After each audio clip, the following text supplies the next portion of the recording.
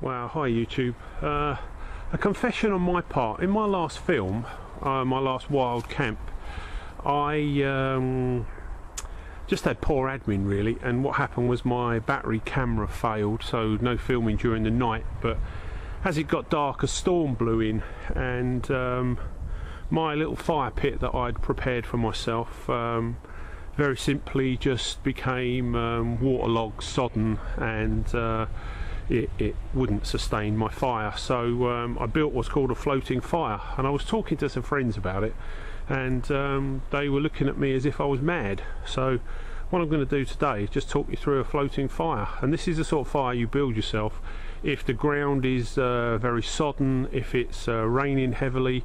You know, those things don't mean that you can't have a fire, you know. So one of the first things you need to do is, when you get wherever you're going and you get straight, you're going to collect in your firewood. So what I've done here is I've collected up some firewood, and this is how I store it, you know, laying on the ground, you know, readily available. If you look at the last film, it was everywhere. What I did was I collected up half a dozen bundles of firewood like this, and I just put a couple of bits of cord around it and stuck it in a tree. Now what I'm going to do is I'm going to cover it in just greenery.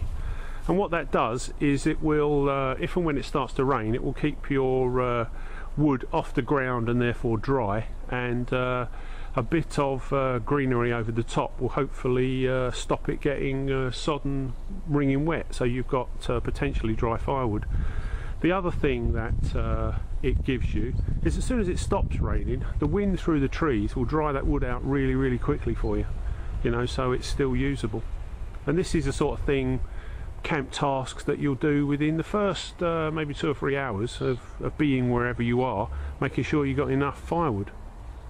Back soon. Okay, so that's what you end up with. A nice bundle of firewood covered up in some sort of greenery to keep it relatively dry from the rain. It's off the ground. If and when it stops raining, the wind is blowing through it, dries it out really quickly.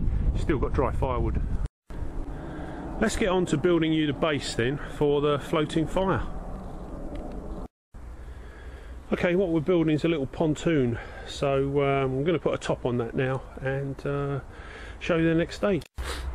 Okay, so hopefully you're going to get the idea. Now what I'm going to do is put some leaves or foliage on the top there, and I'm going to put about 4 inches of earth.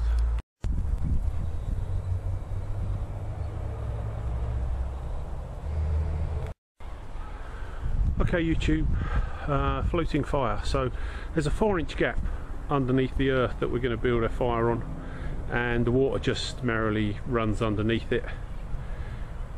And we've got this quad pod that I've just made a little hood shelter up. Obviously if the fire gets too high, that catches fire, the whole thing burns down. The white thing on the top is just one of my mail sacks out of my 72-hour bag, but this is what I did in my stealth camp a few days ago when I kind of got flooded out. But floating fire, let's light it up for you.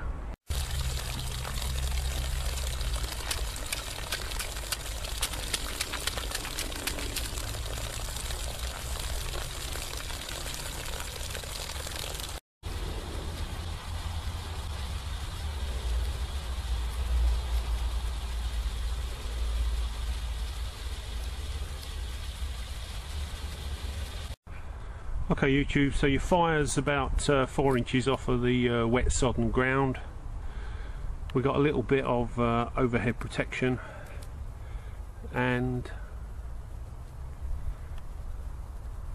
that's your floating fire.